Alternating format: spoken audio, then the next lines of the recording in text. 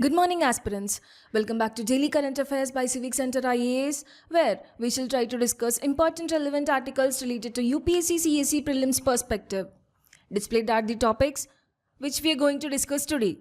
The first article says that the Supreme Court said it would consider relaxing the Graded Response Action Plan 4, which curbs in Delhi on November 25th after the central government constituted Commission for Air Quality Management in the National Capital Region and adjoining areas claimed the city's air quality had entered the GRAP Stage 2 in the past 2 days.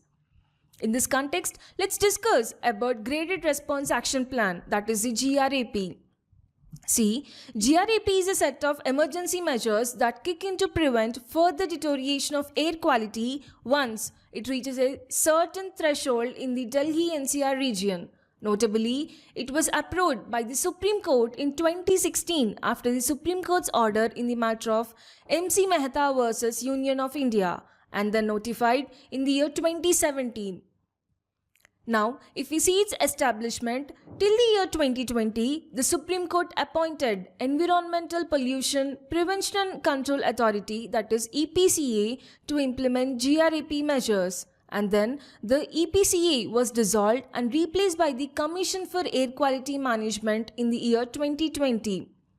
So from the year 2021 onwards, the GRAP is being implemented by the CAQM. And the CAQM relies on the air quality and meteorological forecast by the Indian Institute of Tropical Meteorology and India Meteorological Department, that is the IMD. Know that the GRAP consists of 4 stages. Stage 1 is the poor air quality, Stage 2 is the very poor air quality, Stage 3 is the severe air quality, and Stage 4 is the severe plus air quality. The next article is that the Supreme Court directed the Commission for Air Quality Management in the National Capital Region and the adjoining areas to submit data regarding the burnt area of paddy fields in Punjab and Haryana. In this context, let's talk about the CAQM.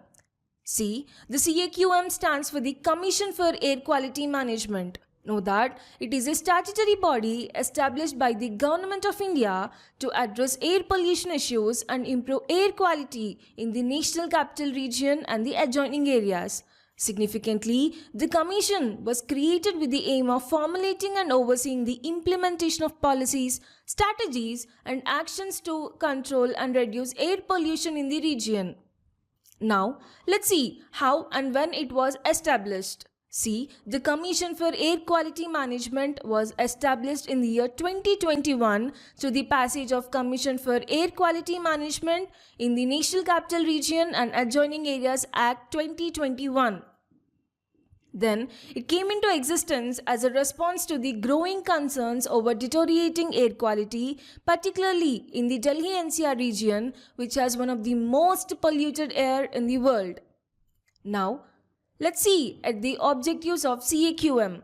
Firstly, to take the proactive and corrective actions to improve air quality in the National Capital Region and the adjoining areas. Secondly, to coordinate and harmonize the efforts of various state governments, ministries and agencies involved in managing air quality. Then, to promote research on air quality management and to collect and analyze data related to air pollution. Then, to oversee the implementation of air quality standards and to measure that the measures taken are effective in curbing the pollution. It also helps to raise the awareness among citizens among the importance of clean air and measures they can adopt to reduce pollution.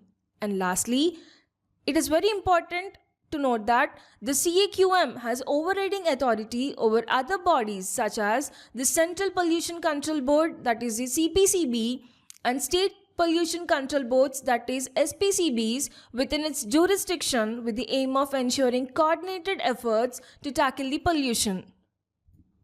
The third article says that the World Health Organization has decided to keep the alert for the Mpox epidemic as its highest levels as the number of cases and countries affected rises. In this context, let's discuss about the Mpox, its transmission and symptoms. See, Mpox is a viral zoonotic disease that is transmitted from animals to humans and is identified as a pox-like disease among monkeys, hence it is named monkeypox. Notably, monkeypox virus is an orthopox virus, which is a genus of viruses that also includes the variola virus, which causes the smallpox. Though it is self-limiting, it can lead to death, especially among children and those with weak immune systems. Further, the disease is considered endemic to countries in Central and West Africa, and due to its severity, Mpox has been declared a public health emergency of international concern twice. Know that this Mpox spreads from person to person through close contact with someone who has a rash, including face to face, skin to skin, mouth to mouth, or mouth to skin contact, including the sexual contact. If we see its symptoms, the first invasion period between 0 to 5 days is characterized by fever, headache, lymph node swelling. Further, the skin eruptions show up within 2 days of fever, and the rashes are more concentrated on the face but can also be found on palm and on the sole of the feet. Further, it also affects the oral mucous membrane, the conjunctiva, cornea of the eye, and the genital areas. And since these are the DNA viruses, we need to do polymerase chain reaction test to identify the disease. To your information, there are certain diseases which have been declared public health emergency of international concern by WHO. They are the H1N1, Ebola virus, polio, Zika virus, COVID-19 and Mpox, and this Mpox has been declared twice in the year 2022 and 2024.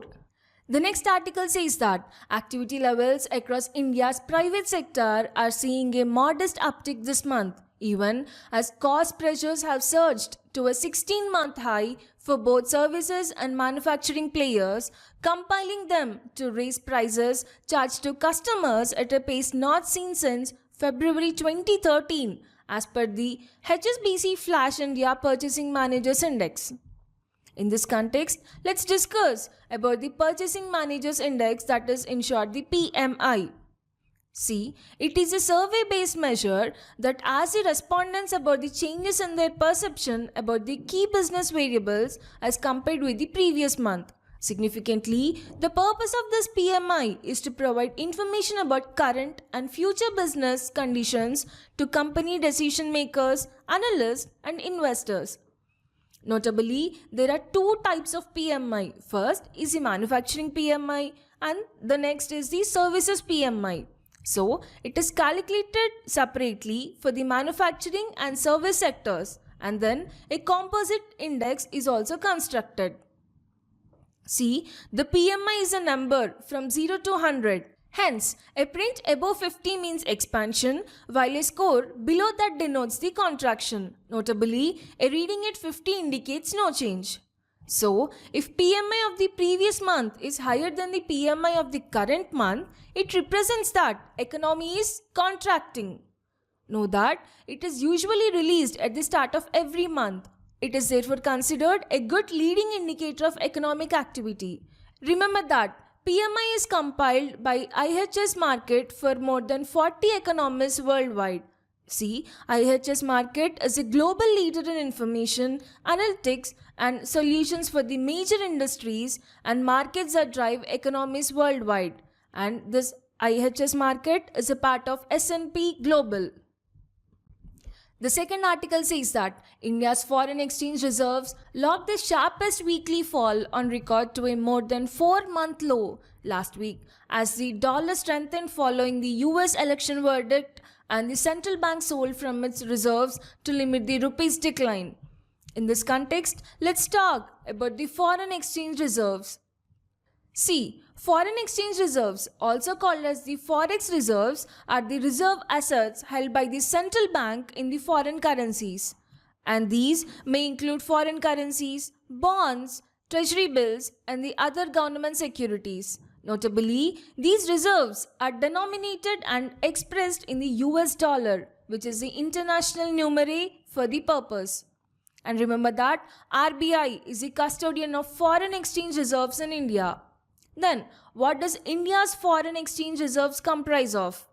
Well, it consists of foreign currency assets which are maintained in currencies like the US dollar, euro, pound sterling, Australian dollar, and Japanese yen. Additionally, it also consists of gold, SDR, that is the special drawing rights, and this reserve is the reserve currency with the IMF. And further, it also has the RTP, that is the reserve tranche position, that is the reserve capital with the IMF. Remember that the biggest contributor to India's foreign reserves is the foreign currency assets, followed by the gold. But what is the significance of this forex reserves? See, primarily they are used to back liabilities on their own issued currency and support the exchange rate and set the monetary policy. Secondly, to ensure that RBI has backup funds with the national currency rapidly when it devolves or devalues or becomes altogether the insolvent. Furthermore, if the value of the rupee decreases due to an increase in demand of the foreign currency, then RBI sells the dollar in the Indian money market so that the depreciation of the Indian currency can be checked. Notably, a country with a good stock of forex has a good image at the international level because the trading countries can be sure about their payments. And lastly, a good forex reserve helps in attracting foreign trade and earns a good reputation with the trading partners. Moving forward to the next article, it says that the UN Atomic Watchdog's Nation Board of Governors passed a resolution again ordering Iran to urgently improve cooperation with the agency and requesting a comprehensive report aimed at pressuring Iran into fresh nuclear talks.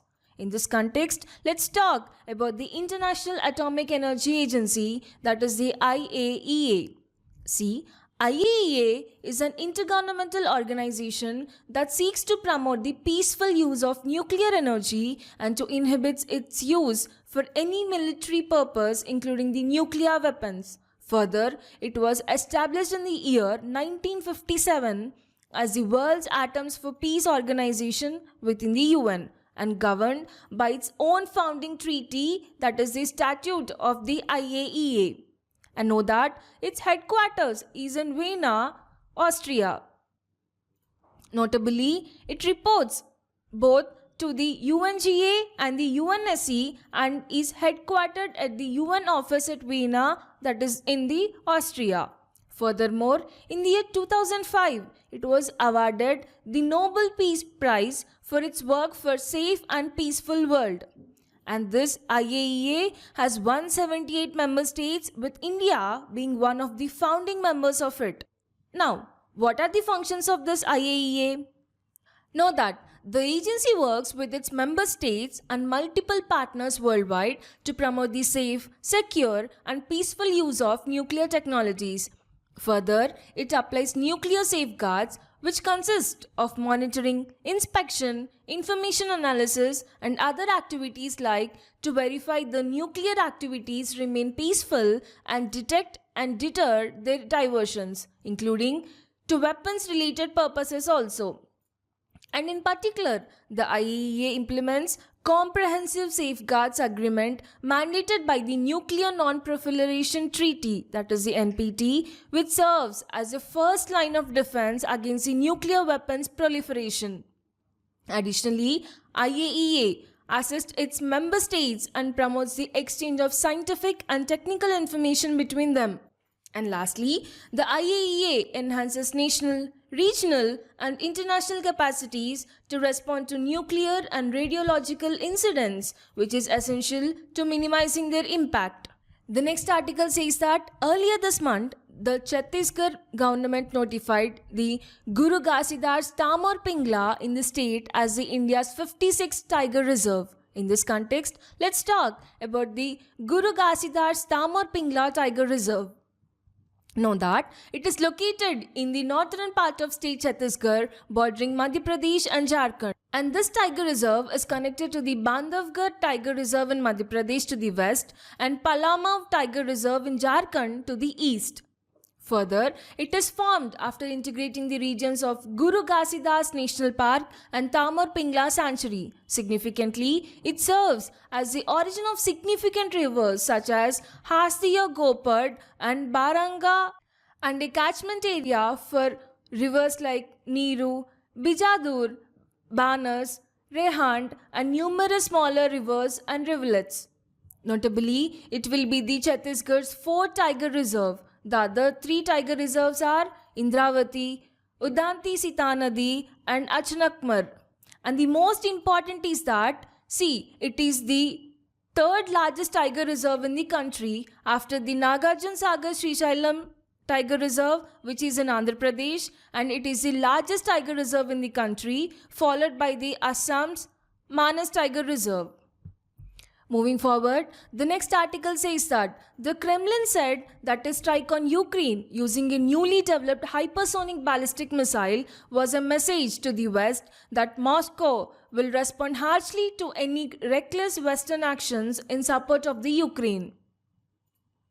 In this context, let's discuss about the hypersonic missiles. See, hypersonic missiles are weapons capable of traveling at hypersonic speed, that's at least 5 times the speed of sound, or the Mach 5. Further, it has a high maneuverability. Unlike the ballistic missiles which follows a fixed trajectory. Notably, there are 2 types of hypersonic missiles. First is the hypersonic glide vehicles that is launched via rockets and glide to the target. The other is the hypersonic cruise missiles which is powered by the scramjet engines after acquiring the target. Now, if we see the advantages and disadvantages of it, firstly, looking at the advantages, see, from a strategic perspective, they provide responsive, long-range strike options for critical or heavily defended targets. For instance, they are particularly effective against road mobile missile systems or underground bunkers. And operationally, they fly at lower altitudes compared to traditional ballistic missiles. This makes them harder to detect by radar, especially at long distances also. Lastly, their speed and motion generate massive kinetic energy, allowing them to destroy targets without relying heavily on the explosives. But, however, no technology is without its challenges, and hypersonic missiles are no exception. First, if we see the disadvantages, there are significant engineering challenges as they travel at hypersonic speeds. This generates the intense heat due to friction and the air resistance, and managing this heat while maintaining precision is a complex task. Furthermore, communication is the other hurdle. Systems on board the missile must withstand extreme conditions to maintain connectivity with operators and decision makers. Finally, there's the cost factor also. Developing hypersonic missiles is far more expensive than the traditional ballistic missiles, which makes widespread adoption challenging for the most of the nations. The next article says that National Insurance Company Limited has declared its Q2 results for the financial year 2024 and 2025. In this context, let's talk about the National Insurance Company Limited, that is the NICL. See, it was established in the year 1906 in Kolkata under the Indian Companies Act 1882. But now it is replaced by the Companies Act 2013, which is wholly owned by the Government of India. And notably, it is registered as a general insurance company with the Insurance Regulatory and Development Authority of India under the Insurance Act of 1938. Now, let's dive into the fascinating history of NICL. Well, before the nationalization, NICL was established during the India's nationalist movement as a part of the drive for the Swaraj or the self-rule. Now, fast forward to the 1972, and the landscape of the insurance industry changed dramatically with the General Insurance Business Nationalization Act. Under this act, the NICL was merged with 21 foreign and 11 Indian insurance companies, transforming into a subsidiary of the government-owned General Insurance Corporation of India, or simply the GIC. However, in the year 2002, there was another pivotal shift. The General Insurance Business Nationalization Amendment Act was passed, delinking NICL from the GIC. Since then, NICL has been operating as an independent general insurance company, still wholly owned by the Government of India. Further, if we see at the objectives of NICL, see, it were laid out during its nationalization under the General Insurance Business Nationalization Act of 1972. These objectives focus on promoting public interest and ensuring that effective insurance services are accessible to everyone. To your information, NICL is India's oldest public sector general insurance company and continues to operate independently, serving the general insurance needs of the nation. The last article says that the 42nd Amendment to the Constitution, by which the words socialist and secular were inserted in the Constitution during the emergency, has been the subject of judicial review, and it cannot be said that whatever Parliament did at the time is nullity. The Supreme Court said, as it reserved its decision on petitions seeking striking down of the amendment. Well, in this context, let's talk about the preamble and the amendment done to it. Firstly, talking about the preamble, a preamble is essentially an introductory statement in a document. It explains the document's philosophy and objectives. In the case of Constitution, the preamble lays out the intention of framers, the history behind its creation, and the core principles and values it seeks to uphold. Notably, India's preamble was inspired by the preamble of Constitution of United States of America, reflecting similar democratic ideas.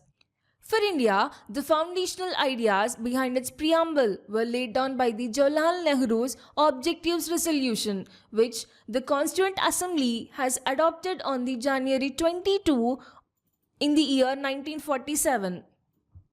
Now, let's examine the key components. See, it is indicated by the preamble that the source of authority of the Constitution lies with the people of India, and significantly, preamble declares India to be sovereign, socialist, secular and democratic republic. Additionally, the objectives stated by the preamble are to secure justice, liberty, equality to all its citizens and promote fraternity to maintain unity and integrity of the nation. And lastly, the preamble mentions the date it was adopted, that is, on the November 26th of the 1949, and this day is now celebrated as the Constitution Day in India. Remember that the preamble was amended by the 42nd Amendment Act of 1976, and the terms socialist, secular and integrity were added to the preamble and also changed unity of the nation to unity and integrity of the nation. So well, today we have discussed the 10 important relevant articles and we'll be back tomorrow with the another current affairs video. Thank you.